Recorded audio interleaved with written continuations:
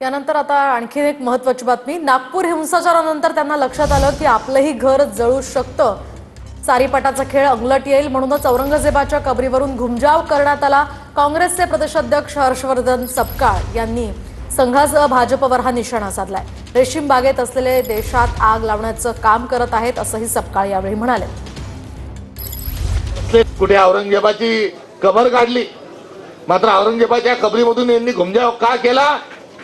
तर आपण सांगितलं की औरंगजेब क्रूर होता आणि देवेंद्र फडणवीस हा यांचाही कारभार हा तेवढाच वाईट आहे। विषमतेचे बीज पेरणारा जो भारतात जो विचार आहे, दुर्दैवाने जे रेशम बाग मध्ये थंडा थंडा कुलकुल म्हणून बसलेले आहेत, ते आपल्या सगळ्यांचा आता लढवण्याचं काम आणि देशामध्ये आग लावण्याचं काम करतात आहे।